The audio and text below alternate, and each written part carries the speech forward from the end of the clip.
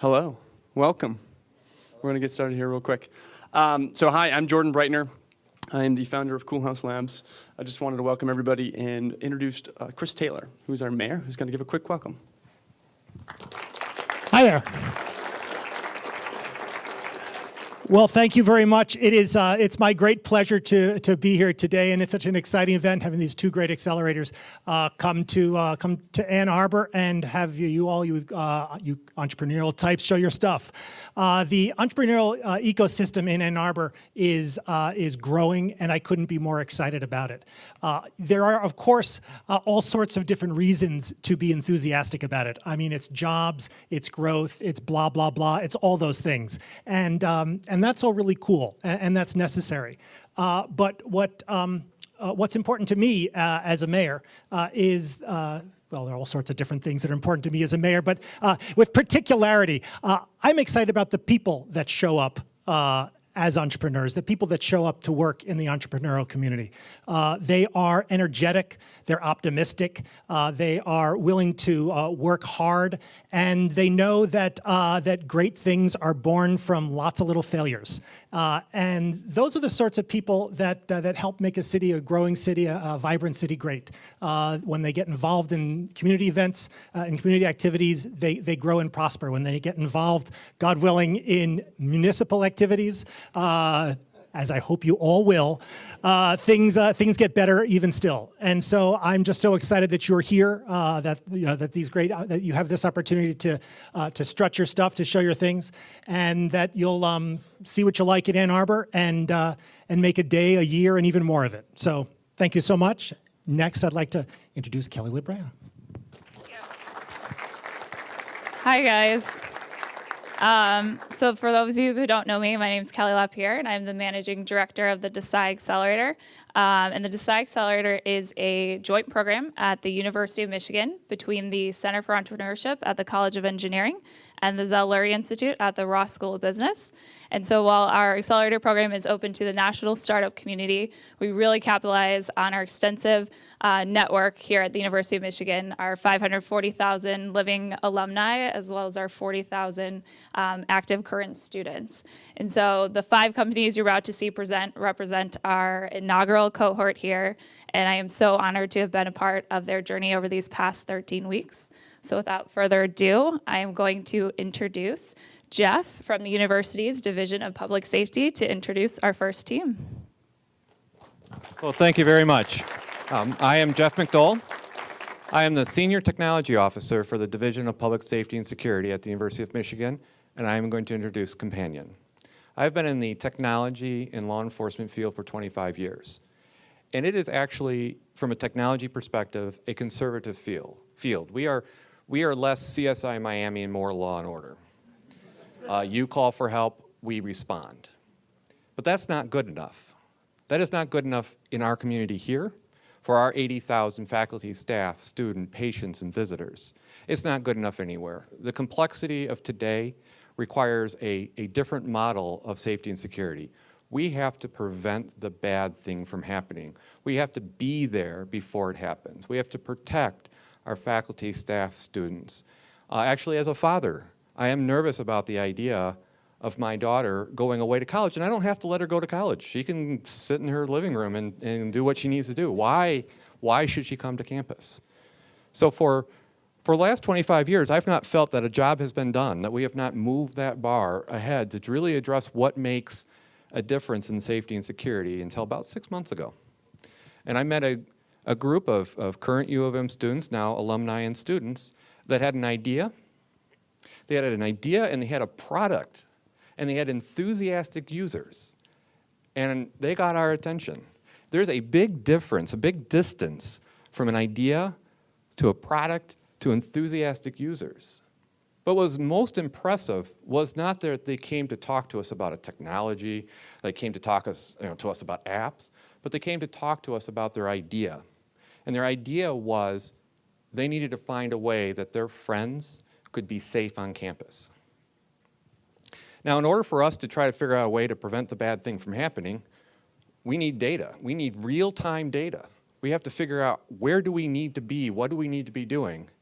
And that is what has made Companion so exciting to us, because they give us the ability to have that insight, to put our resources where they need to be, when they need to be there.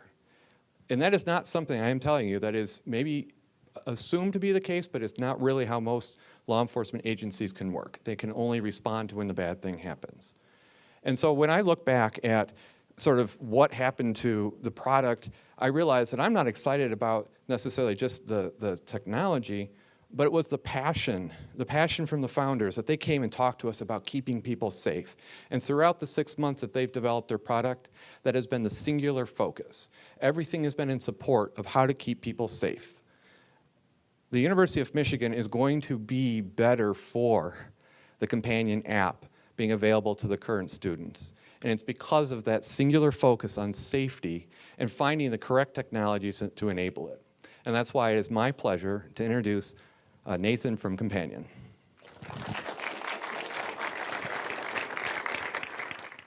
Thanks, Jeff.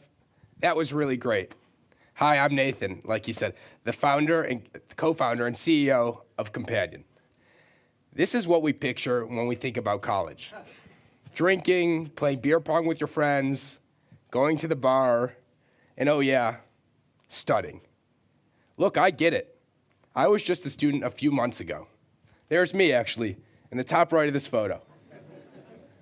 But what happens after the party's over? Students often find themselves walking alone. Regardless if you're a guy or girl, freshman or senior, walking home alone is extremely nerve-wracking and unsafe. Today, more than ever, is this issue receiving public attention.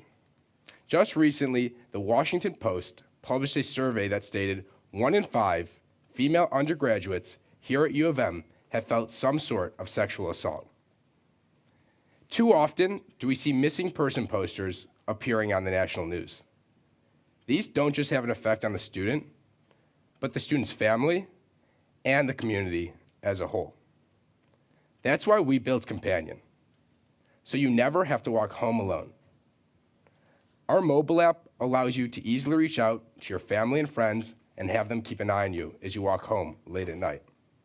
Harnessing data from the Companion mobile app, public safety organizations can make smarter decisions. Here's how it works.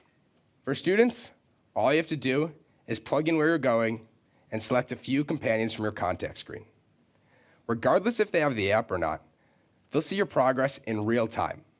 They'll be notified if you go off course, you start running, your headphones get yanked out, or you don't make it to your destination in time. At any point, you can reach out directly to campus safety for help or report an area nervous. Whether it's the light out behind the library or that homeless guy in your corner, the nervous button is just a tap away. Ultimately, when you do get to your destination in time, your companions are automatically notified. You don't even need to take your phone out of your pocket. Now, this is what it looks like for public safety departments today. The primary source of data for them is traditional 911 calls. However, these calls typically occur after the crime has already happened. The Companion Monitoring Service will provide public safety departments with new sources of data they've never had access to before. Here's what they would see. The blue pulsating circles represent areas on campus where students have felt nervous. Now, this is both in real time and tactical.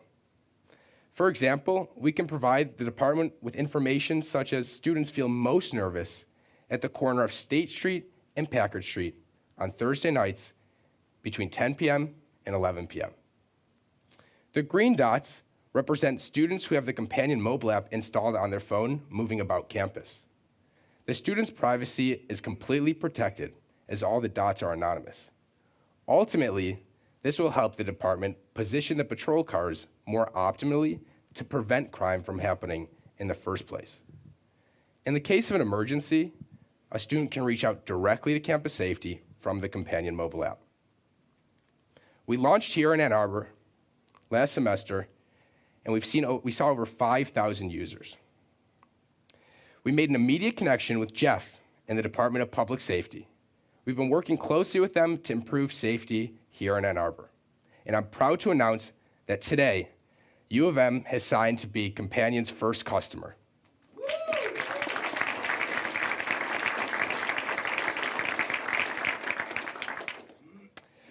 Partnered with student governments this fall, we're rolling out Companion to 13 universities around the country. Campus ambassadors will be crucial to maintaining engagement and distributing the Companion app throughout the entire year. Each school we've selected varies in size, location, and type. This will help us identify and determine exactly what's working on a specific type of campus. While we were rolling out the Campus Ambassador Program just last week, this happened.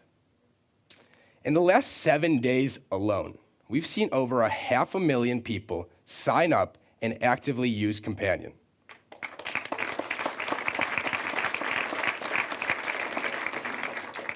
Now, the app is viral in its nature. We allow users to reach out to anyone in their contact book, regardless if they have the app or not. Of these companions, 1 in every 3 will come to Companion, download the app, and start a trip of their own. Now, it's not just US that we've seen people using Companion. On every continent around the globe, people are using Companion every night to get home safe. If you're interested in working with us and making sure nobody has to walk home alone, come find me after. Thanks.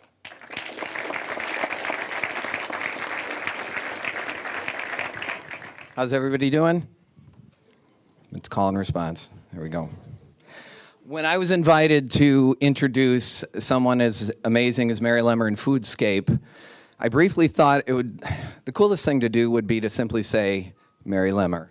Drop the mic. But I realized the Minions did that this summer in their movie, and I'm not a repeater. Serendipity means a fortunate happenstance or a pleasant surprise, and that's just one definition I would use to illustrate my meeting and friendship with Mary Lemmer. Several years ago, U of M invited me to join a program called 30-Minute Mentor, and basically it's 30 minutes with juniors and seniors talking about common interests and possible guidance. Well, it took less than 30 minutes for me to see that Mary Lemmer was a force of nature, well beyond her studies and degrees, and someone who was going places and changing business landscape. Our friendship grew well beyond those 30 minutes, finding, among other things, a business relationship when her and her brother Nick and their amazing gelateria Ioreos have become a very strong anchor tenant in my family's building at Maynard House. Mary's entrepreneurial skills, savvy, and drive could easily write a book. Wait a minute. She did write a book before she was 21. But that shouldn't surprise anyone who's ever met her. What you find in a common thread in Mary's world is the desire to help people in the most generous ways. Ever the resourceful futurist looking beyond the simple, this veteran foodie has designed an incredible new business to bring garden freshness, nature's nutrition, and community to virtually anyone.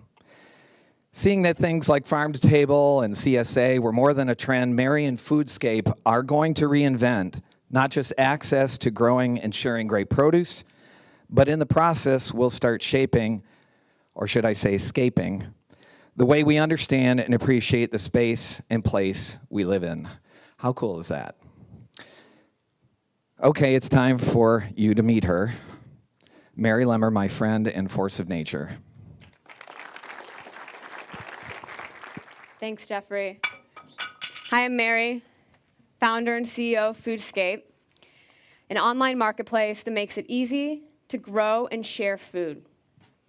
My experience in food and technology over the past 13 years have led me to start Foodscape. And my story starts with a personal one. I love fruits and vegetables, and I wanted to grow some of my own. So I channeled my former vegetable gardener and my farm volunteering roots, and I got to work. And I had to be creative. I used my skateboard to move soil. I got my hands dirty. I took this pile of cinder blocks and built a raised vegetable garden bed. And soon enough, I had a beautiful garden with 3 raised beds and several other spaces for planting.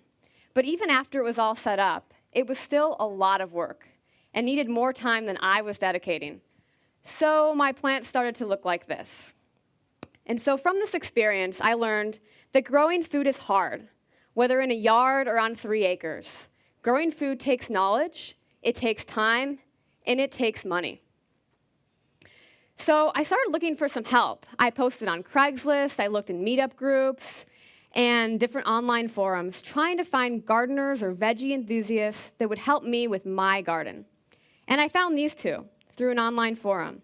They'd come to my garden and help me with some of the chores in exchange for part of the harvest, because they missed getting their hands dirty and the garden fresh produce that they got to enjoy from their upbringing. And pretty soon, the garden was growing gangbusters, and we had more food than the 3 of us could eat.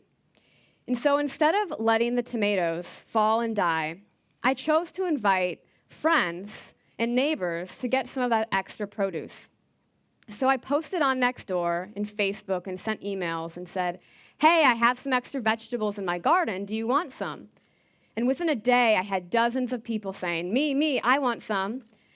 And so in exchange for my extra produce, people brought wine, people brought money. One lady even brought me her handwritten book of poetry in gratitude for the extra vegetables. And as I started digging in, pun intended, I learned that I wasn't alone in this challenge of growing and sharing food. Turns out 44 million households in this country are growing food, and even more are trying, but are actually growing weed farms and not the medicinal kind. So let's dig into those numbers a little bit more. 44 million households, or 1 in 3 households, are growing food in this country. And last year, 114 million people participated in some form of vegetable gardening activity. And the fastest growing segment of the population of gardeners are millennials, which has grown over 63%. And the demand for local food is growing more and more. People are wanting this food that these people are growing. Out of the $1.4 trillion spent on food last year, $7 billion was spent on local food. And this number has increased 100% year over year in the past 7 years. $1 billion of that last year was spent at farmers markets, and at grocery shoppers, 4 out of 5 are looking for local options. So with these market forces at play and our love of fresh vegetables, we decided to create a marketplace that would make it easier to grow and share this food. So without writing any code, we created a marketplace that allowed people to find the resources they needed to grow and share food in their communities. How it would work is that someone would come to our site and tell us about their garden needs. Then we'd magically send someone over to help them grow food so that they could grow delicious, fresh fruits and vegetables in their own yard or space. And then we allowed them to sell and share their extra harvest to their friends, neighbors, and community. We helped dozens of people grow food and share food. People loved sharing their backyard bounty with their friends, neighbors, and community. They especially enjoyed another excuse to see their friends and a way to meet people in their neighborhood who they wouldn't otherwise meet. And it was this sharing behavior that was incredibly compelling and a behavior that we saw that we could make easier and scalable through an online marketplace. Just as Airbnb and couchsurfing took the existing behavior of sharing extra couches and rooms with friends and people they knew and made it easier and transactional using an online marketplace, we are taking the existing behavior around sharing food and making it easier and transactional using an online marketplace. Here's how it works. Irene is growing tomatoes, and in less than a minute, she lists her foodscape, telling us a bit more about what she's growing. She shares her foodscape with her friends, neighbors, and others in the foodscape community, and the front row here. Everyone in the front row decides to contribute $5 to Irene's tomato growing in exchange for some of the extra harvest. And then once the tomatoes are ready, Irene sends a message and says, hey, the tomatoes are ready, come pick them up. And then everyone who contributed gets to enjoy some fresh tomatoes from their contribution. We take a 10% transaction fee, and the rest goes to Irene, the foodscape host. And we're seeing already from our experiments that on average, a foodscape host is worth $160 in a year, which means that it takes us 600,000 hosts to build a $100 million business and creates a $7 billion market opportunity with the existing supply of people growing food. How do we reach those 600,000 hosts? Through direct channels, so next door and a direct mail campaign to a proprietary urban and small farm database, and then social and press channels. And then through our partnerships with 4-H organizations, garden stores and nurseries, and other organizations like Master Gardeners that are affiliated with people growing food, all with a reach in the hundreds of millions. And we have the team to do it. In addition to myself, who you heard more about from Jeffrey earlier, we have a team of 3 full-stack developers, a UI/UX designer, all with a complementary skill set and experience growing and sharing food. And today, we are happy to announce that our beta is live, and we'll be testing out our product with bringing people off our wait list as we improve our product experience so that we're prepared to bring more people on the platform to find the time, knowledge, and money they need for the spring 2016 growing season. And you can all help today in one or all of 3 ways. First, sign up and tell your friends who are growing food to sign up for our beta, especially people that are growing food at companies, community gardens, and schools. Second, if you know of any nurseries, master gardeners, or other folks affiliated with growing food, we'd love to chat with them. And third, you can all pull out your phones right now and follow us on Twitter, Facebook, and Instagram, especially if you love photos of food or want to know when there's a foodscape in your area so you can get your hands on some of those fresh tomatoes. And speaking of fresh tomatoes, if you want to share some of our extra harvest, come talk to us afterwards in the lobby. Just remember to bring your $5. Thank you. Seriously, you guys should go check those out because those tomatoes were awesome. So great job, Foodscape. My name is Chris Ake, and I'm operating partner and one of the original founders of a company called Grand Apps. And we're based in West Michigan, and we built over 150 mobile apps across the globe for clients. So we like to boast that we're one of Michigan's largest app companies. I don't really know how to gauge it, but that's our boast. So I'm here to introduce Run That App, a great company. So back when I started Grand Apps in 2011, we ran into a few problems, but as entrepreneurs out there, you probably run into tons of different problems. And one problem that kept coming back was this problem where you're trying to preview your app to your client.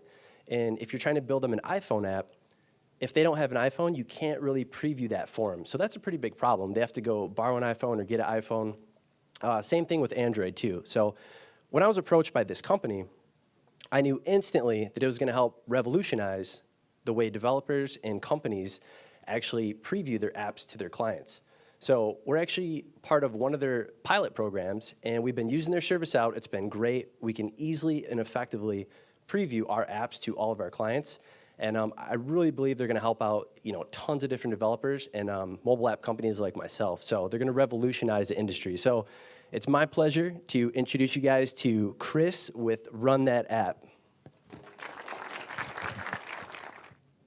Thank you, Chris.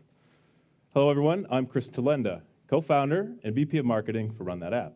And today, I'm going to tell you about a big problem in a gigantic market and how we at Run That App provide a new level of profit generation and savings across all of it. We all know the app market is big, but how big? Well, $20 billion were spent developing mobile apps last year. $29 billion was spent on in-app advertising for apps last year, with $36 billion being generated in App Store sales from the 138 billion apps downloaded in 2014 alone. It's a big world of apps out there, and it's growing bigger at roughly 40% each year. We at Run That App love the phenomenal dynamics of this market at this lucky time in history, the amazing app gold rush. But just as in the gold rush of the 1800s, where an individual miner could go bust or strike it rich, individual apps can do the same.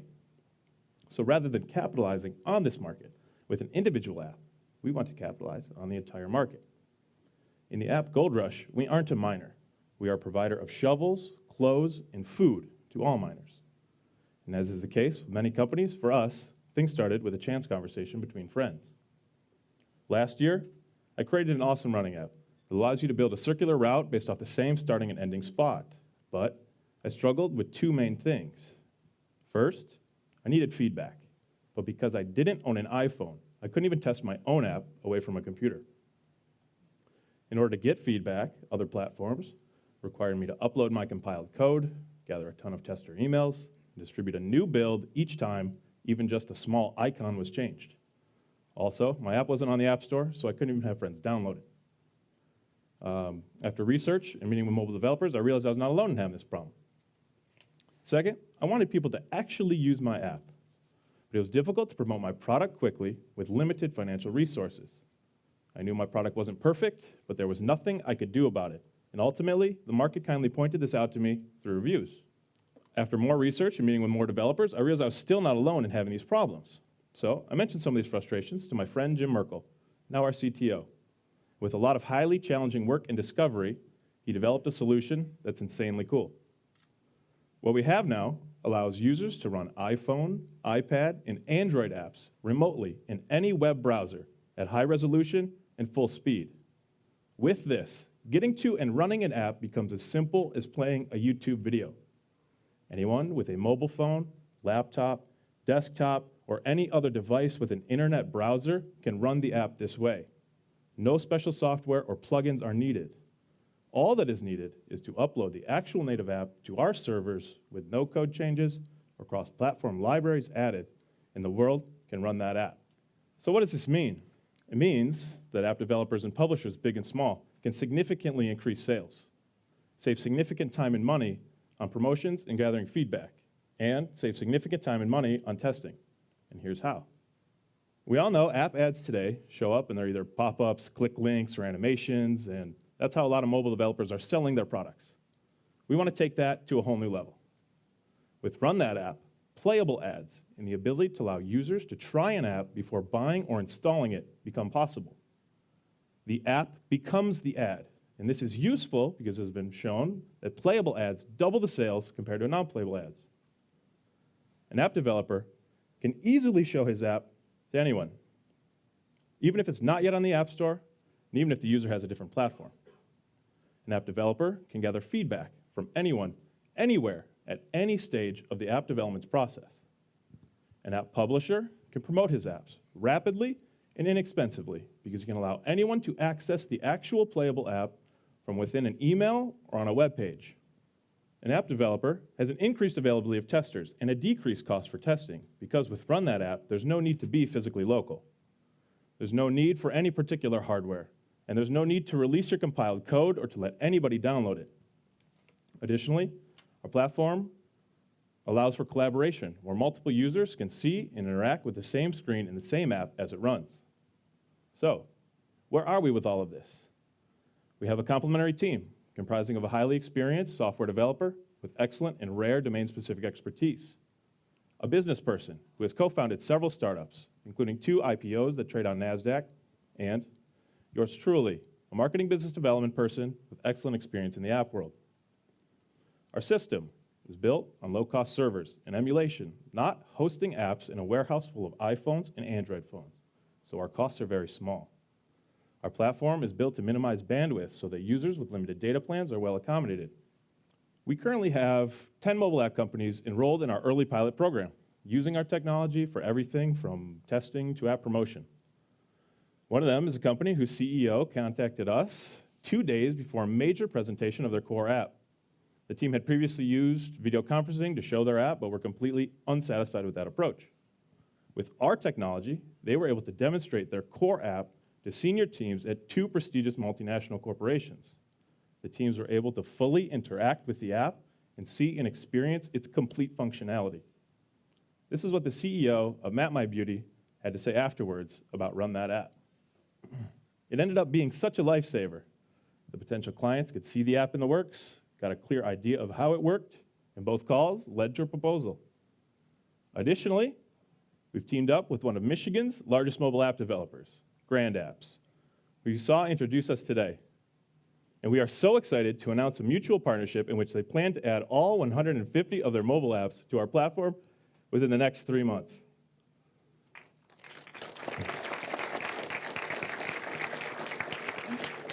We are so excited to work with them so that we can spread playable demos of their products like seeds across the web. We're also excited today to extend a private invitation to our early pilot program to everyone in this room. So if you're interested, please come find us after the pitch. And furthermore, we are excited to open our services to the world within several months. So if you would like to join in our venture, please come find us after the presentation. And if you're passionate about giving anyone, anywhere, the easy ability to run that app. Thank you.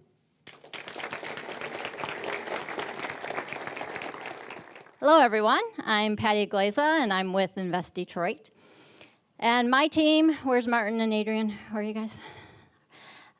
We have two funds, First Step Fund and Detroit Innovate, and over the past 5 years, we've invested in over 77 Michigan companies. So today, I want everyone to take just a quick second and look around and think about what you see.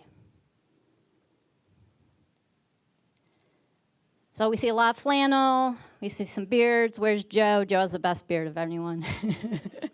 But maybe more importantly, think about what you don't see. Less than 1% of Google's workforce is black. Less than 2% are Hispanic. Less than 17% are women. And this is not alone to Google. Many entrepreneurs do the right thing. They see a challenge and they find an opportunity. And this company coming up next has just found exactly that. They're building a platform that will match qualified, diverse candidates with the corporations that are seeking them. So it is my pleasure to welcome Takesha Lee, who is the CEO of DIVERSENOTE, who's really solving a huge problem that can have a big impact on all of us. Thank you, Patty, for that introduction. As Patty stated, my name is Takesha Lee, and I am the founder and CEO of DIVERSENOTE. At DIVERSENOTE, we're solving a large problem, the problem that corporations face with successful diversity recruitment. DIVERSENOTE is the career management and software platform for professionals within the diversity community and corporations that seek the best of the world's talent. And let me share with you a little bit about our successes so far. We've successfully assisted federal government with their diversity recruitment accomplishments and goals, and I'm excited to tell you more today about how we are taking this to the private sector. I've had some great experiences throughout my professional career as a consultant to the U.S. Department of State on education and job creation in the Middle East and North Africa, as well as an account manager at a large advertising agency that had the United States Navy as their largest account. The goal for this account and its events was to manage or increase recruitment, specifically diversity recruitment. I managed the ESPN X Games, the Army-Navy game, and all of their national events to reach this goal. And in order to do that, we did things that companies still do today. Attend college career fairs, have recruitment booths, buy college email lists, as well as the use of job boards, specifically job boards that market to individual diversity groups. But the problem with this is that there are many groups and platforms or talent is spread across several different platforms. So recruiters don't know exactly if they're recruiting qualified candidates or if they're actually recruiting diverse candidates. And just to make sure we're on the same page, diversity is all inclusive. It includes all women, all ethnic minorities, the LGBTQ community, as well as veterans and those who are disabled. But diversity in the workforce is not just a problem that the United States Navy has. It's also a challenge that large companies like these tech companies have that are listed here. For example, companies like Google, Amazon, and Facebook have a very low percentage in women that work at these companies. For every 100, only 30 are women. And when it comes to leadership and ethnic diversity, the numbers are even worse. Out of every 100 staff members, the numbers are as low as 27 that are in leadership roles that are ethnically diverse. But diversity in the workforce is a good thing. Studies have shown that women-led tech companies versus their male counterparts bring a 35% greater return on investment, as well as a 12% greater increase in revenue. And as you can see here, the press has drawn quite a bit of attention to this challenge corporations face as well. As you can see in the Guardian article, last year, Facebook only hired 7 African Americans nationally. Companies have acknowledged their challenges and are trying to solve the problem. They are allocating large portions of their recruitment budgets specifically for diversity recruitment, like Intel, who's allocated as much as $300 million, and Google as much as $150 million to solve their diversity recruitment challenges. DiverseNote is a software-as-a-service platform that provides the solution to the challenges these corporations face. We have intellectual property that provides companies with an equal employment opportunity compliant way to recruit diversity. It's one platform that has all diversity groups within the same platform. I'm excited to announce that in the fall, we release our new platform, and I'm going to give you some insight as to how it works. Upon the completion of a corporate and recruiter profile, recruiters are able to search for diverse candidates based on the traditional skill set and experience factors, but also diversity factors. They're able to track a candidate's experience from the interview process all the way up to the exit of their company. They are also able to establish mentor and mentee relationships for new and current staff members. To increase our membership, we've established working relationships with national associations like the National Black MBA Association and the National Council of La Raza. And we've also established over 60 working relationships with colleges, universities, and alumni associations. The quality of our membership is very important. And I'm excited to announce today that DiverseNote has over 1.3 million members to date.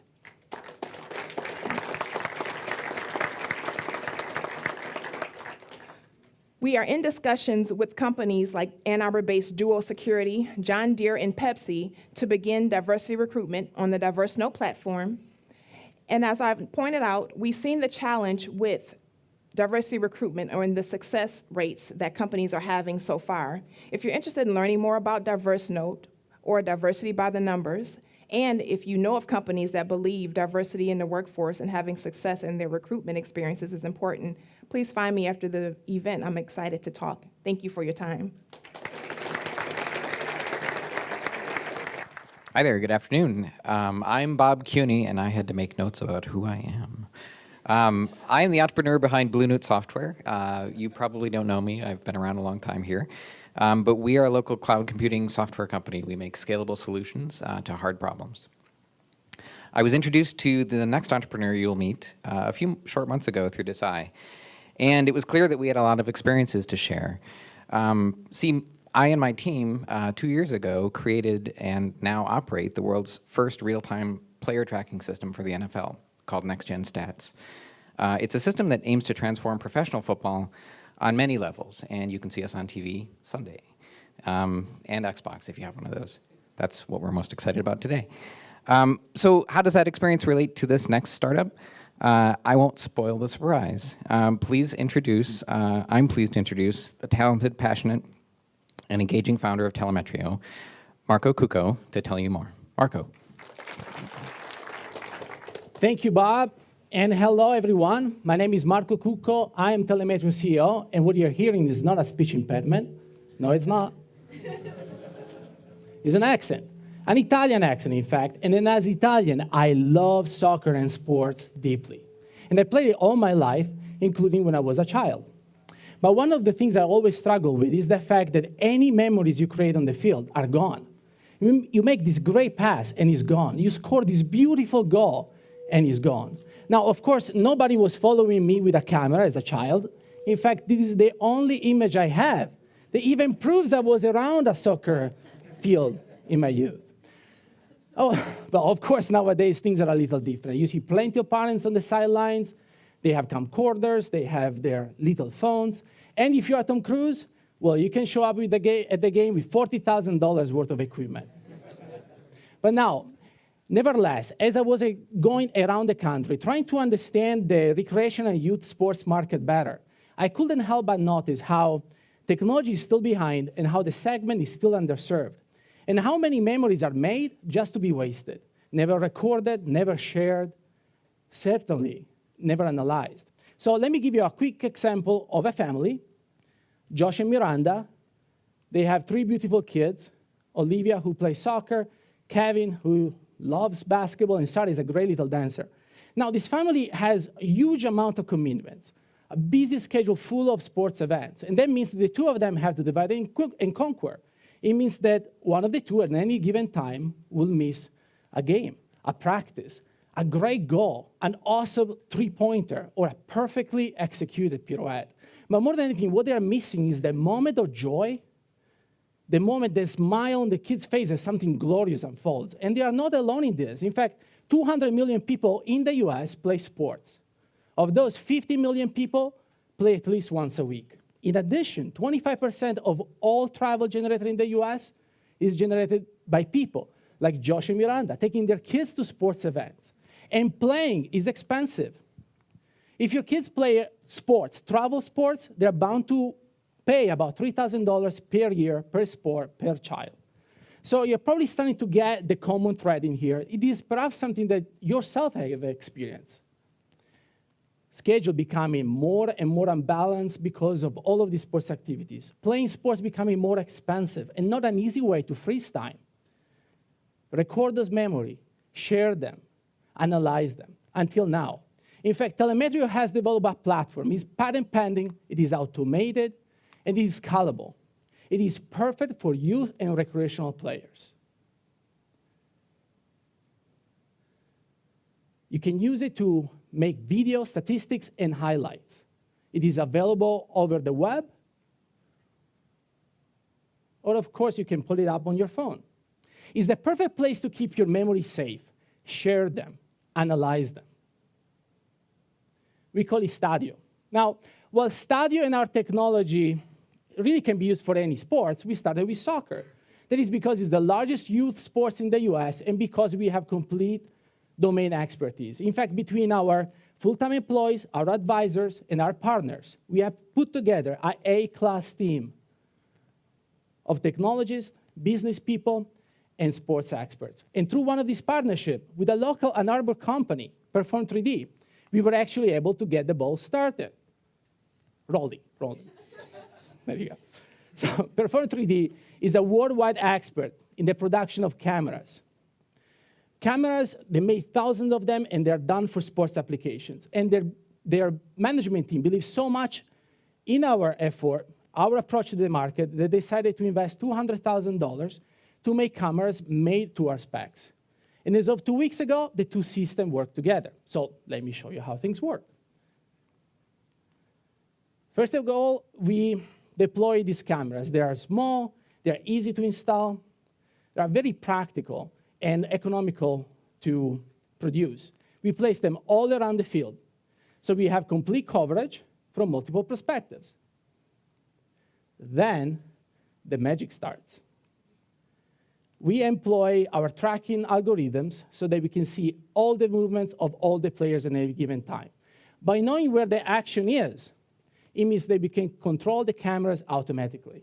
By knowing that at particular moments of interest, say a goal, maybe a goal I scored, has happened, then we can automatically trigger highlights. And by knowing where every player and the ball are at any given time, then we are able to produce statistics in real time. All of this content is then served to the consumers through our app and through our portal. In there, they can go a step further. They can create their own highlights, they can upload and share media. Now, if they want to access these features, then they pay us a little bit. A user fee, which is a single-digit price per month for basic subscription, which of course leaves plenty of space for upgrades. In addition, we have another source of income, advertising. Banner ads can be placed on the app or on pre-roll before our videos. We take all these revenues and we share them with our local partners, clubs, leagues, venues, because they give us space for our hardware and because they give us access to paying customers. That is the model we are using today in Pontiac and Ultimate Soccer Arenas. That's the place we call home for our first installations, and that is the place that Was FC, a local soccer club, calls home as well. They're giving us access to 1,200 initial subscribers. So this is the present. Let me just give you a little glimpse of the future. We want to have 6 installations in Metro Detroit in the next 6 months. That is in order to validate our market assumptions. But beyond that is a strong 2016 pipeline. It's built on collaborations with several local venues. Through their collaborations and their commitment, it will translate into over 40 installations. So we have a great team which has produced a great product, and we have a great future ahead of us. So we are excited, and we are ready. We are ready to help a father watching his kid playing in Pontiac while he's away on a business trip in Singapore. We are ready to help a coach improve his team's performance through the use of video and statistics. And mainly, we are ready to help a child keep his memories forever. So if you're excited and ready, make sure that you stop any one of us wearing this awesome t-shirt, ask us any question, give us any comments or feedbacks. Thank you so much for your attention, and arrivederci.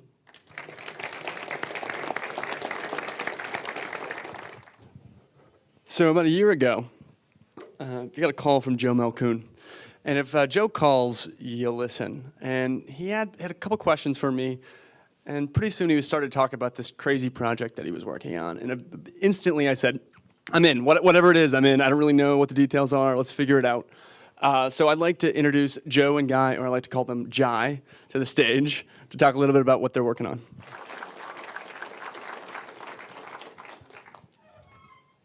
Hello, everybody. My name is Guy, and I have been skulking about the startup and technology world for a little while now. I moved to Ann Arbor about 6 years ago, and there was nothing going on like this 6 years ago. I cannot be more excited about the acceleration that we're seeing in the startup industry in Ann Arbor, in Michigan, in the Midwest. In fact, I'm so excited about it, I wrote my very first Medium article ever. So please go check it out.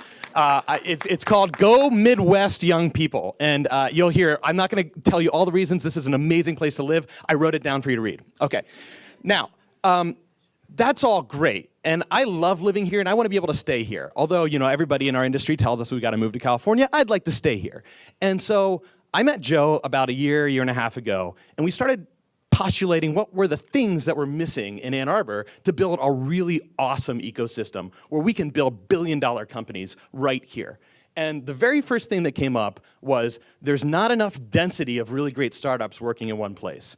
And it's really hard to find office space. It seems really simple and really easy and really small, but Ann Arbor commercial real estate is 98% occupied. And if you've ever tried to find an office in Ann Arbor for your startup, you realize it's really difficult. One, because we're competing with the University of Michigan signing 10-year leases, and two, because there's just not that much inventory.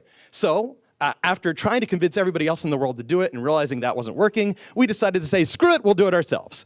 And that's what we're about to talk to you about and to walk you through the project that we're doing on Huron Street, Cool House. I'm going to hand the mic over to my alter ego, Joe, and he's going to tell you the vision of what we're building. Thanks, Guy.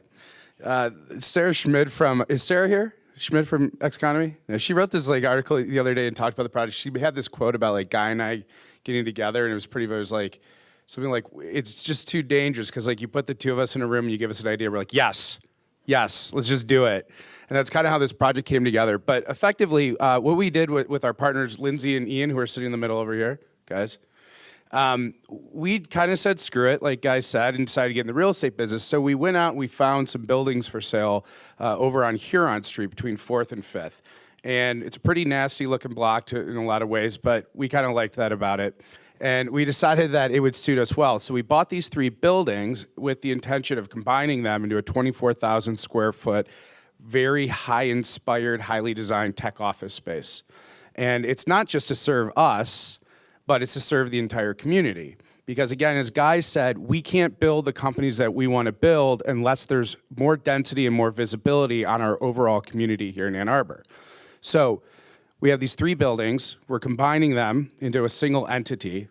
And it's basically going to have a couple of main functions. The main function is that we're going to support small and growing startups in the space by offering very flexible lease terms. If you're a startup, you can't sign a 5-year lease because you'll be dead or 5 times your size. So we're going to come up with a lease term that makes sense for companies that are small and growing quickly. We're also going to have a couple of other attributes. Jordan's coming in as an anchor tenant as well, and we'll now be running Cool House Labs for a good portion, the spring program, which ends in the spring. We'll be operating out of our building as well. Nutshell, Notion will be in the building, and then the rest of the space will be occupied, hopefully by really great, awesome startups like the ones that we heard from today. In addition to that, though, we realized like this has to be so much more than just a real estate project. So we want to build out a whole other entity that basically provides startup boot camps, startup academies, coding academies, educational components that help develop the next, set of the next workforce for our whole community. Some of the main elements that we're really excited about is we're also going to be building out some really impressive, awesome event spaces, and those event spaces can be leveraged for the whole community. We intend to sort of have lots of events that range from education to talks to fundraisers to parties. And we hope that this becomes a space that everyone can feel welcome to use for their event. So that's the basic concept. We're really excited to start unrolling more details about what's coming soon. We have construction, we have GCs who've submitted their proposals, and hopefully we're gonna actually start swinging hammers soon, and hopefully next year when we do this, it'll be done at Cool House. So just in closing, like nothing gets me more excited about the stuff that we're doing than seeing the amazing stuff that other people are doing. And that's what's so exciting for me to be here today. And that's why I think having a space like this where we can get so many of these amazing companies together is really gonna create that inspiring culture to take this community to the next level and put it on the map nationally. And we really hope that this can become a home for the tech startups in Ann Arbor, whether you're working in the building or not. Like Joe said, there's all kinds of ways we're gonna connect into the community. So we hope that this can become your home in Ann Arbor. Okay, thanks.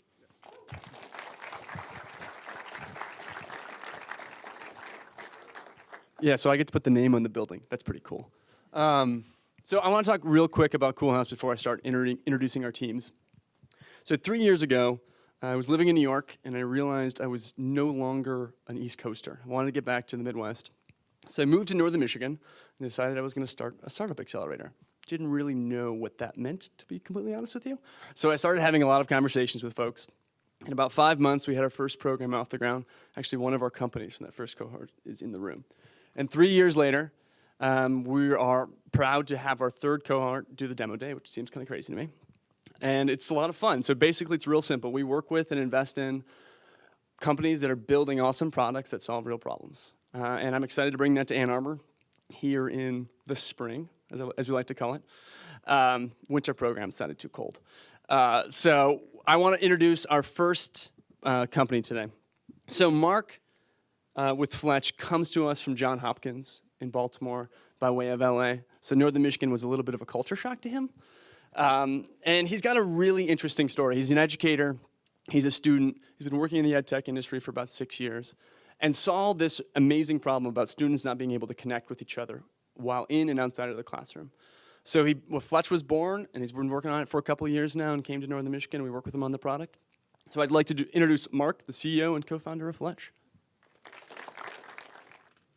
The United States of America did not become the most powerful country in human history by marching soldiers across the field of battle. We became great by marching legions of university students across the graduation stage. Currently, half of America's college students don't complete this march. That means that today, 50% of American college students will not graduate. That means you get the debt, but you get no degree. You have trouble paying it off. We have debt for families and students in criminal proportions. That means that for colleges, you're losing $15 billion every year to college dropouts. And as a society, the land of opportunity, this is the ultimate threat because opportunity is predicated on education. But there is a solution.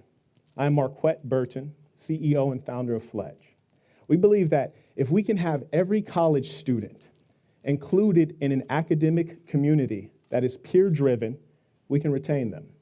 We know this because Ohio State's Office of Institutional Research points out that meaningful peer relationships are the leading factor in college retention. We know this instinctively, right? Relationships are largely the reason you persist through many things. And you know what it feels like to be unconnected. I remember being an undergraduate at the University of California, Berkeley. You're in that lecture hall. There are 300 other people in there. But when class is over, all 300 people split and go their separate ways. Might as well have been you by yourself. Next thing you know, it's 2 a.m. You're cramming on this econ problem set, and then you get stuck. You're thinking, gee, it'd be nice to have someone to work with, or at the very least to have a way to get a quick answer to get past this challenge. The great irony is that all 300 of those students are mostly doing the exact same thing at the exact same time, all isolated, separately. That's why we created Fletch, so that students can have academic and social inclusion, and they don't have to face the challenges of university alone, so that they're able to more easily adjust to the college environment. Fletch is a college retention solution in the form of a native iPhone and Android application with web support that empowers you to invite any one of your classmates to a study group with just 3 taps on your phone, or get a quick answer at 2 a.m. when you're cramming for that midterm. On the back end, we have an algorithm that in real time is able to identify which students are academically disengaged or at risk of dropping out. And we're able to take on-campus resources and target those specifically to the students who need those resources most. We know that this is important to students because last academic term, we piloted, and within just 3 months of starting, we had 10,000 students using our technology. The really important thing to understand about that is of the classrooms we went into, we had 90% adoption of a technology that professors and colleges did not mandate you to use. You said, I'm a student and this makes sense to me. And that's something that was really phenomenal for us. And secondly, DeVry also said, this is something we think is important. And that's because they realize with the increase of students taking online education, who are commuters, who are part-time, who have families, it's increasingly important to have a way to make them feel connected and included in that academic environment. So after learning a lot from a highly successful pilot, we decided to join the Cool House Labs Accelerator. We wanted to take the student voices and implement the things we learned. Students said, we really enjoy being able to get those quick academic answers when we really need them, which is at 2 a.m. when we're cramming, not when the professor is available for office hours. They said, but we'd also be able to, we want to have answers to questions like this. I'm a freshman at University of Michigan, Ann Arbor, and I really want to do well. I'm considering joining a fraternity. Do you think that'll make my grades go down? So we added a feature that allows students to post questions to the campus at large, non-academic questions. We also found that we had tremendous amount of organic interest in our technology. So we made sure that students who are perhaps at English-speaking colleges abroad or at smaller schools that aren't in our database can add their classes as well as their schools to our database to access the technology. And lastly, we improved our user experience and we created a bold new look. Let's take a look at Fletch. You log in with social media, you'll select your classes and your university from a pre-populated list. And the great thing is that all the information from all of your classes populates into the home feed. Everything crowdsourced from other students, notes, questions, answers, study groups associated with a given class. And what you can do is you can filter this home feed to see things that are particular to the campus, non-academic, or you can filter it to see a specific class. And the thing that we noticed in our pilot is students immediately click View Class Roster. They want to see who else is in their class. We ensure that we maintain students' privacy, first name only, shows your major. And the neat thing is that it's open network. It's not like Facebook. You can reach out to anyone. You might say, okay, this guy participates in a lot of study groups, makes a ton of comments, looks like a cool guy. I think I might work with him. Invite him to a study group. Every study group is goal-oriented. You have to state an objective. It's limited so that you can invite up to 7 people so that it is the appropriate size of a learning team according to the Wharton School of Business. The great thing is leading up to that actual study group, you can collaborate, and once the study group is over, you have a record of everything that occurred. One little story I want to tell you is there's a college in California, Cal State Northridge, and I saw students create a study group, join this study group to put $20 on the chem textbook. And so everyone joined that, and they pieced up together to buy those expensive textbooks. To me, that's really important because what it tells us is that our College Ambassador program is working. Students view this as a brand that is managed and disseminated by students like them. They would have never posted that on Blackboard or on Facebook. They posted it on Fletch. And our College Ambassador program really supports our business model because what it allows us to do, instead of saying, hey, University of Michigan, buy our technology, we get to say, we already have 7,000 of your students using our technology. We'd love to talk to you about how we can use the data that we have to target your fantastic on-campus resources to the students who actually need them.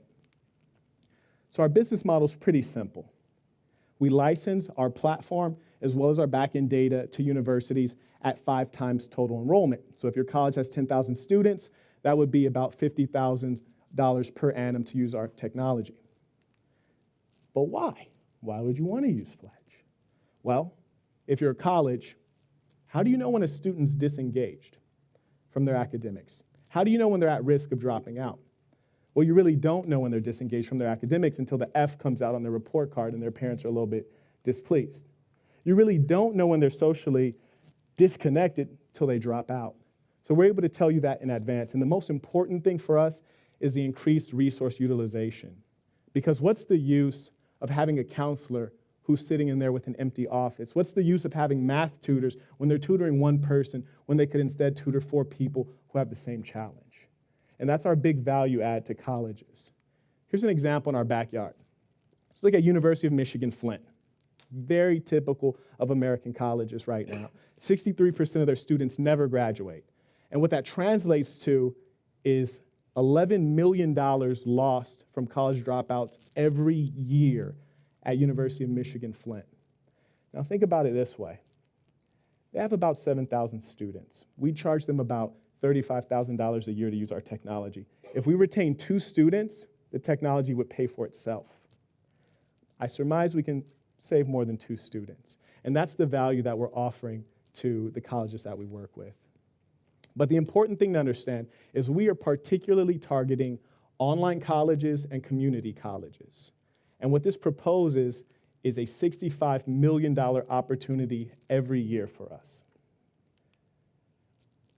My CTO, Aditya Halan, has 10 years of experience as a full-stack developer.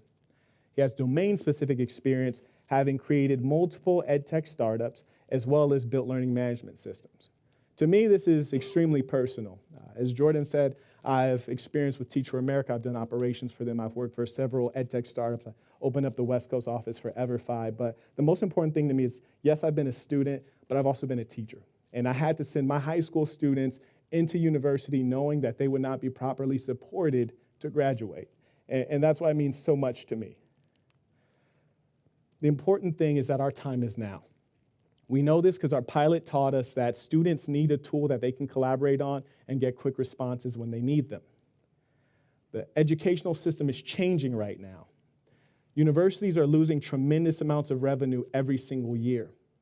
What you may not know is that in the last 3 years, 1.5 million students that would have enrolled decided not to enroll. So we have declining enrollment. What that means is that colleges, to make money, are going to have to see retention as their new business model. And we're going to be their partners in that. Fletch knows that we have phenomenal students in the States. Colleges have phenomenal resources, but what needs to happen is we need to connect those students so that they can benefit from one another.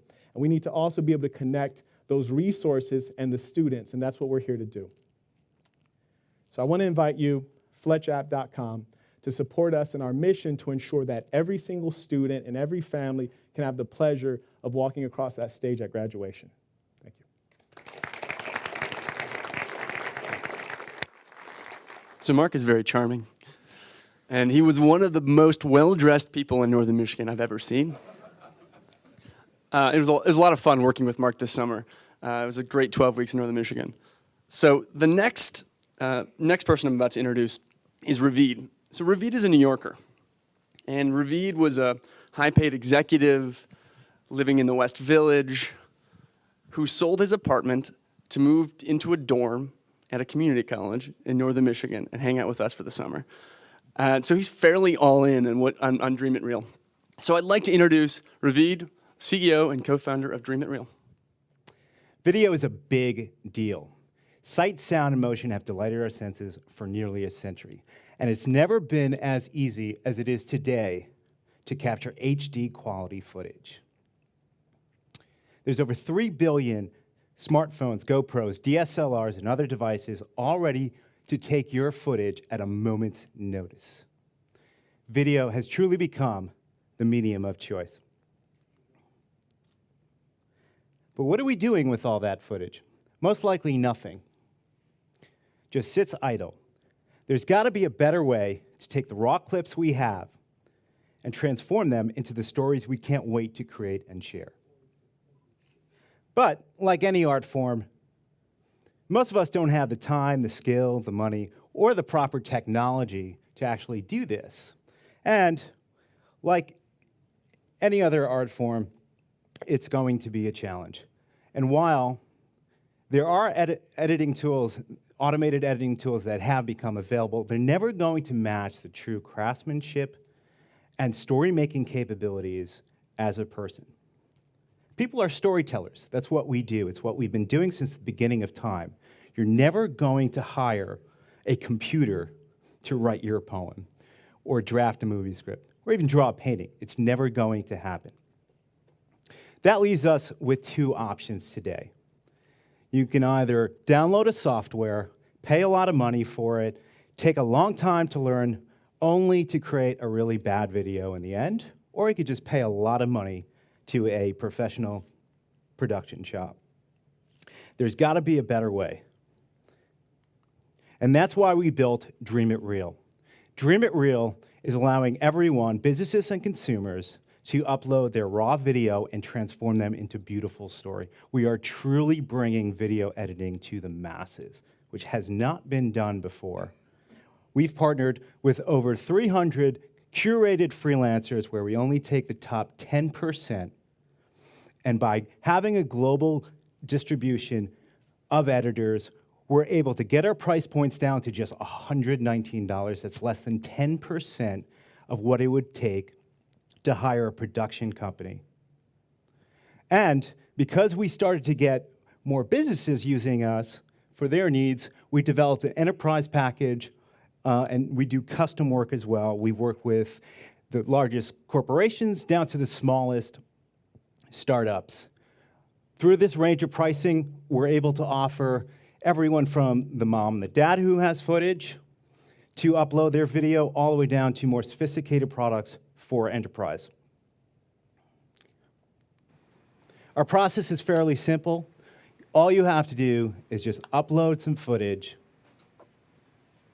Once you do that, you can add your comments. You can add comments to each individual clip if you want to be as specific as possible, or you can just go ahead and fill out the general comments.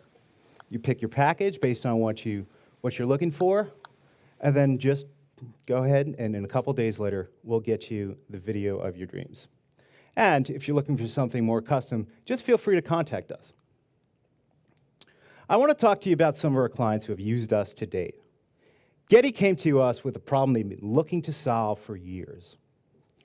As the global leader of licensing images, they were asked by clients because of higher demand to start creating a portfolio of video. Now, those same users that were asking for video started to develop a problem where they couldn't see the connection between the cost of these clips and how to tie it into a story worth telling. They needed a high-impact but low-cost solution to demonstrate their value proposition to their users.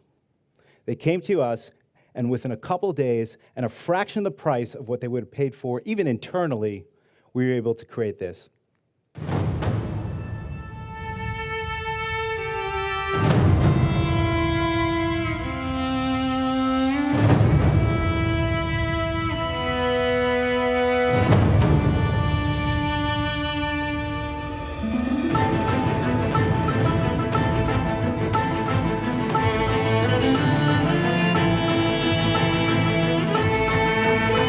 So this is just a sample here.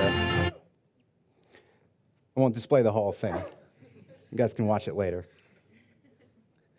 Now I want to take you all the way back to our first user, Sandra. Sandra was the mother of a bride of a videographer that got sick the day of the wedding. Truly tragic, right? She simply asked her users to do what they were going to do anyway. Just take out their phone and just take video. At the end of the wedding, she just asked everyone to send it to her, and she had a mountain of footage that she had no idea what to do with. She found us on the web, spoke to one of our account managers, and within a couple of days, we had the testimony of a lifetime, the crying happy bride. Let me tell you the truth about video editing. It's truly expensive today because there isn't an alternative solution. We've demonstrated by being out there that if we do streamline the process, eliminate efficiencies, and put something out, users will use this. They are looking for something else. To date, since we've launched, we've done over $90,000 in revenue with over 200 products, have an average margin of 60%, and we've done an average sale of $783. We even got to watch one of our videos make the NASDAQ big screen in New York. That's Tommy and I. We learned a lot from Sandra and some of the other brides that have come our way. So we created a very specific offering just for brides and grooms. All they have to do is just upload footage. We give them a dedicated page. They upload their footage right from their phone. We'll work with that bride through one of our account managers and create an awesome video. It's truly the video for the modern bride. Our roadmap is aggressive yet measured. We're going to continue to build out our editor community. We're only going to still take the top 10%. We're going to make sure it's a highly curated market. We're going to implement some of the new user experience and algorithms that Coolhouse has helped us develop. Thank you, Coolhouse. And we're going to launch some of our premium servicing tools we've been really excited about. We're also, in subsequent phases, going to create a reseller model, or we're going to explore a reseller model, similar to what GoPro has now done, where they're incentivizing their users to upload clips and see if they could sell them. Today we're working with Getty, but who knows? Maybe we'll become the next Getty. We're also going to continue to develop our YouTube channel, and if need be, we're going to test to see if an open marketplace where people can find, vet, and book would make sense. This is Tommy and I. Tommy and I started right from the very beginning. I have over 8 years' experience in product development, working for the likes of American Express, JP Morgan Chase, Fortune Magazine, where I developed their mobile app, and many others. Tommy here comes from Hollywood, where he has worked in both film and editing, and has taken that experience with him.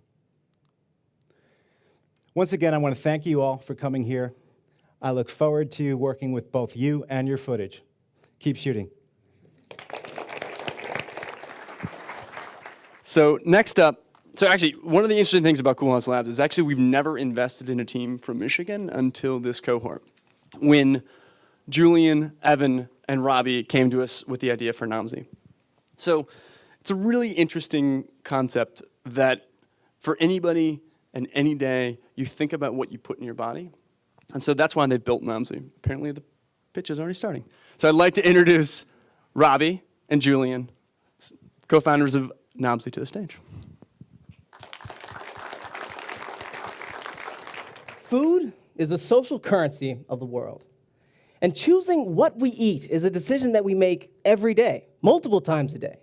It's one that affects the way we think, it develops the way that we live, and it determines how long we live. So I have a secret. It's about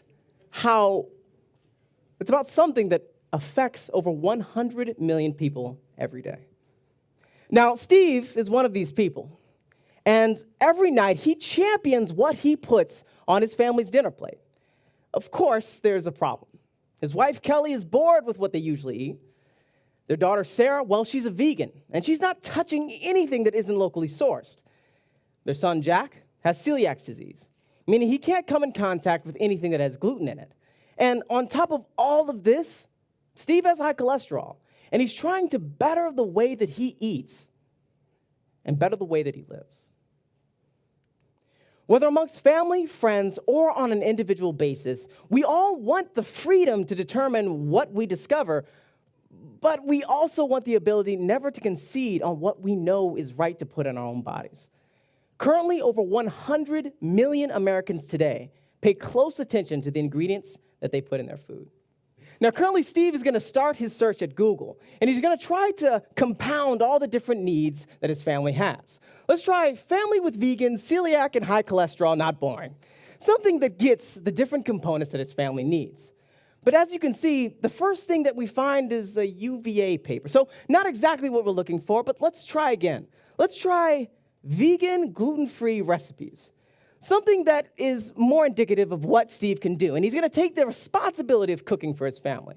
What we find is a blog that's amazing and a meal that looks absolutely delicious. But the problem is, Steve cannot cook that well. And 45 minutes is far too long. So let's try again. Let's add easy to cook at the end of that and see if we find better results. But the problem is that we're starting to see results that we've already clicked on. It's time to go to Reddit. Let's see if we can find one thing for Sarah that makes sense. But most things on community forums don't address this type of problem and are completely random. So where the heck is gluten-free vegan? Namzi is a community platform that empowers customized food discovery based on the way that you live. We're trying to connect Steve and the 100 million people like Steve with the thousands of brands vying for his attention. With Namzi, all Steve needs to do is log in through social media, and which will take his interests and his friends to suggest content that he may enjoy.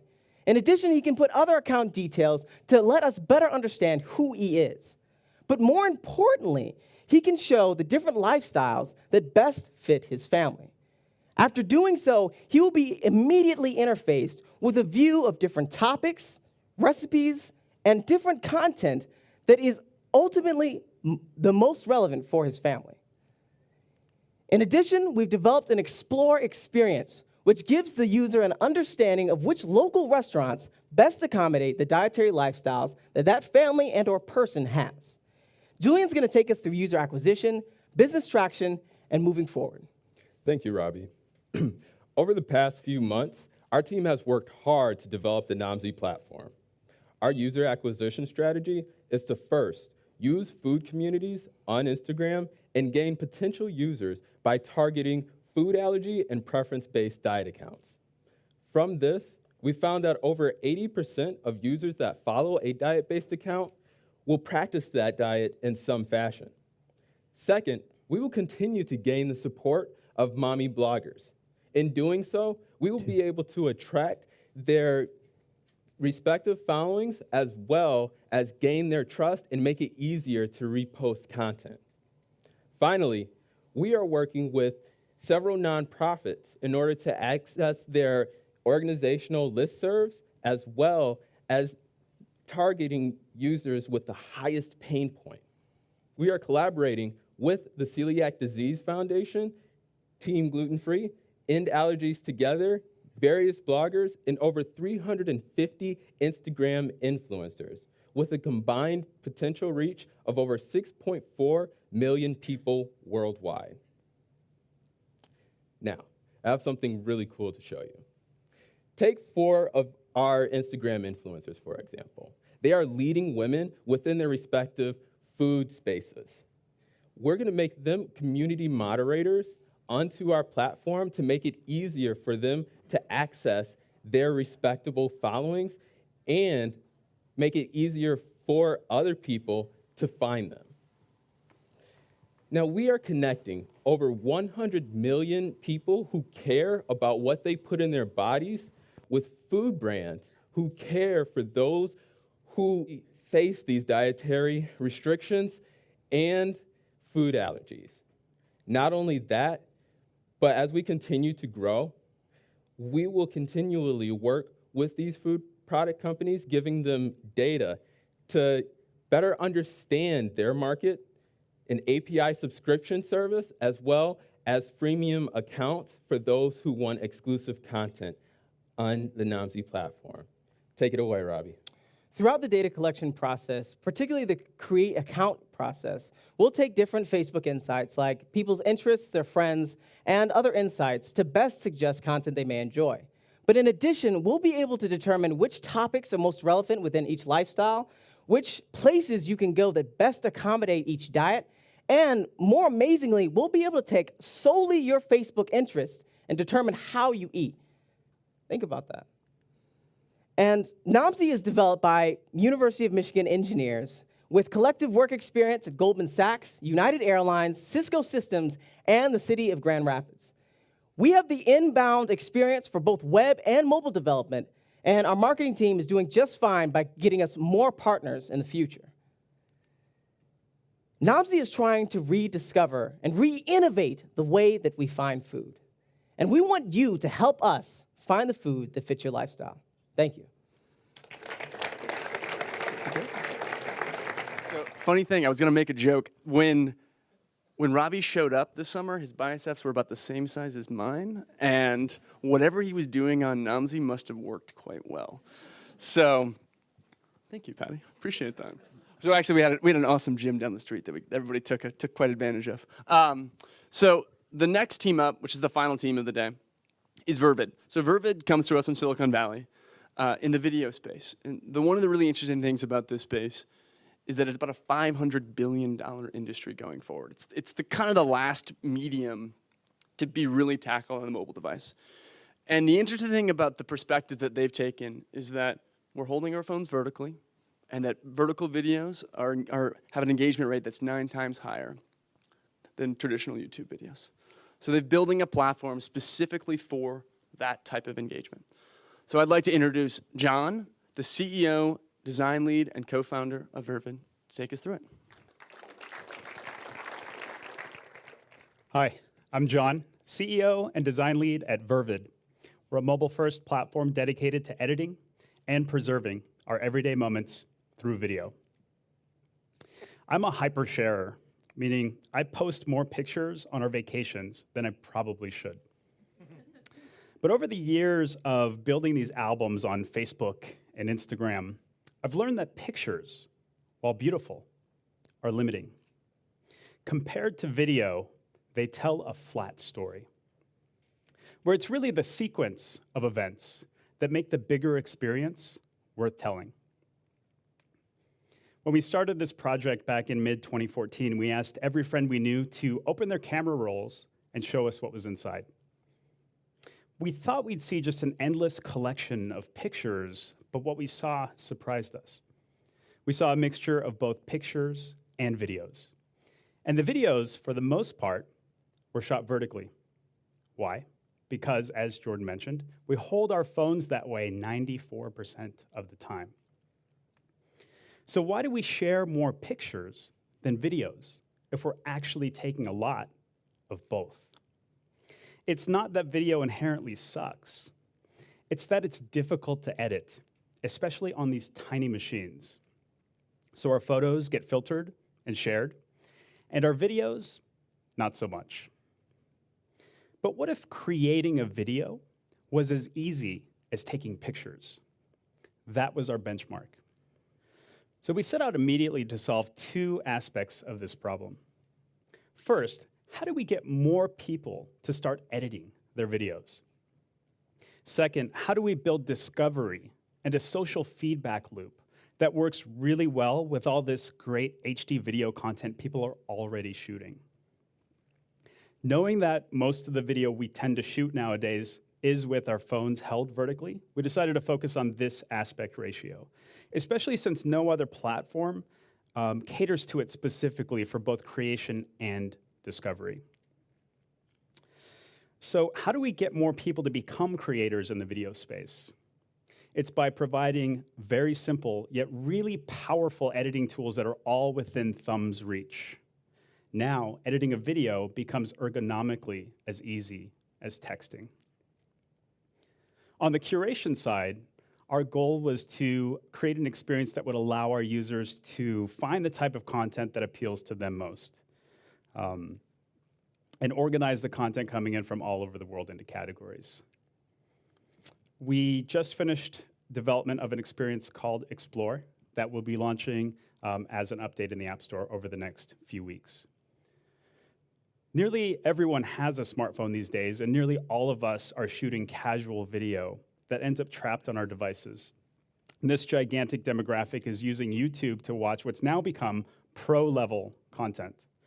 We're using Snapchat to fling, disposable moments to one another. And we're using Instagram to curate our world through photos. All of these platforms boast audiences in the millions.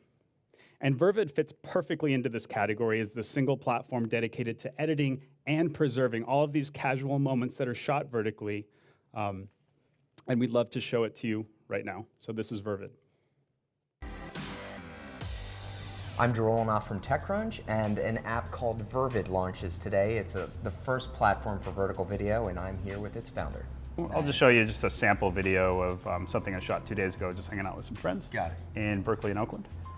So tap to play. So I like that, it's the horizontal scroll rather than the normal stream that goes up infinitely. Yeah, to date, really, again, vertical video content has been considered a format for disposable messaging. You haven't really been prompted to take the time to create thoughtful content with cuts and edits and moving things around, speeding things up, slowing them down. Right. You've got 7 speed settings, so you can chop things up, trim little clips, move them left, move them right, duplicate them, slow them down, speed them up. All the things that you would normally be presented with on a horizontal, traditional platform. Bring things in from your camera roll. Oh, cool. Of course, so start to stitch together thoughtful stories Yeah. rather than just shooting something quickly and uploading it and throwing it to the wind, essentially. We realize, and we can all agree, that vertical video looks horrible on YouTube. Yes, it So rather than trying to correct for that behavior, we've embraced that and built a platform around it. You can see we've got live hashtags here, so I tagged my video San Francisco. Right. And so if I do that, then you see also the video I uploaded the other day, which is my trip over to Oakland. Right. So in the same vein, if you... And you guys are the first to do this. I mean, vertical video looks like crap in every other Right. app on every other site. Yeah, and we're taking the approach that there's no reason for that video to be low res necessarily if you're shooting it in high res. Right. On the same vein as YouTube, there's no sense in really restricting the You're not length. punishing people for not taking the extra second to switch over. Exactly, yeah. So we're giving them the freedom to shoot thoughtful content. Got it. Long format, as in up to 5 minutes. Cool. We're not downgrading So it's that not like content 6 seconds, whatsoever. 10 seconds, Not at 15 all, seconds. and it's all publicly discoverable. So again, going back to the whole idea of vertical video being a disposable platform for messaging, Right. we're completely not doing that, which is why we say we're more of a YouTube of vertical videos, Right. rather than a Snapchat that sticks around. Rather than using profile pictures, we're doing what we call bursts, and those are short form 8-second videos that allow you to express who you are, welcome users to your channel, tell them to swipe up and subscribe. Right? So if this is my channel here, now I can play my burst over the video. That background video doesn't stop playing, but the sound does. Right. There's Yeah, so brands on let's it click doing over stuff. to let's click over to Marketplace here. Oh, okay. So I have a bag company, and so I've shot a little gear review of my bag. So just tap In to play there. vertical video, of course. Yeah, exactly. It's a very vertical bag. So this is an unboxing video, and if you notice, I swipe up now. And rather than there being a subscribe button, Right. we've developed customizable calls to action that allow brands to input direct links to their product. So if you click on Buy Now, that goes directly to my store, and you can nice. purchase a bag. And that's something the brand can do on their own. Are you guys going to cut or? Well, so right now what we're doing is we're testing those tools out as a minimum viable product. In our vision right now, that will always be something free for brands to start embracing our platform and start to engage users in a peer-to-peer way that's speaking their language. Like when you think of vertical video, you don't really think of video games, but there are a lot of video games that have been developed in portrait mode. And so for the first time ever, you can experience a video game as though you owned it. Oh, wow. Right? Beautiful game. Might want to check it out before you buy it. So this Right. would be an opportunity to do a walkthrough in the palm of your hands. It looks swipe like it would up. look Yeah, exactly. on my phone. And then go and get that game. That's smart, and this is Vervid, John from Vervid, and they are embracing your vertical videos, so don't worry about getting yelled at ever again. Thank you. Very early into our beta, we found our users becoming addicted to our editing tools, which was great to see. Walking into a room and seeing people verviding for the first time gave us goosebumps. And that's when we knew we created something with a true social network effect built in. With a micro community of individuals that were, encouraging one another through likes and comments and bringing their friends on board through word of mouth. We're confident that we can replicate this at scale by continuing to evolve Vervid with the way that people are actually using it. Today, we see people mostly using Vervid as this vlog-style journal of their day. And as developers, it's important then for us to ensure that that footage will still be there when the app's left idle for hours, or even days or weeks, which was a challenge to get right, but we did it. Now with Vervid, users can shoot short clips in the morning, leave the app completely idle, totally shut it down, shut down their phone, bring it all back up again, and their footage will still be there. So it's all about, capturing footage throughout the day, going back at the end of the day, figuring out what stays, what goes, what needs to be edited, if anything, or just simply uploading it. And we're trying to make that experience as simple or as complex as the user wants. So one interesting thing is we saw people who previously identified as picture takers primarily now becoming amateur videographers, which was a very good sign. We've been out of beta for only about a month and a half now, and we have just under 10,000 users who have created over 2,500 videos, many with like counts now and view counts into the thousands. We were featured as the #2 best new app in 30 countries. We did an on-camera interview with TechCrunch TV, which you saw. We received coverage in LA Times, Slate Magazine, and the New York Times. We have garnered attention from influencers from Stanford University, from YouTube, and Vivo, who have all joined our team as advisors to help propel us from now forward into rapid growth. Just to give you a little background on our team, I'm a product designer and human factors researcher with over 15 years of commercial design experience. I've personally designed products for Samsung, for Texas Instruments, for Fluidmaster, National Semiconductor, Peerless Lighting, and several startups, just to name a few. I also have my own bag company, so this is my second startup. Daniel, my co-founder and CTO, leads our technical team, and he previously led development of 3D visualization software at GE Healthcare. So I'd like to leave you all with one ask. Look inside of your camera rolls and tell us how many of the videos you've shot are vertical. And then ask yourself, what am I going to do with those? They're taking up a ton of space on your phone, but they mean something to you, otherwise they wouldn't be there. They are telling a story. They just need a little glue to stick them together. So thank you. So now Jordan and I would like to invite you to join us in the lobby, where you'll have an opportunity to meet the teams behind these amazing companies over some refreshments and light snacks. Thank you, guys. Conception, and therefore invention, is defined as the formation in the mind of the inventor of a definite permanent idea of a complete and operative invention as is thereafter to be used in practice.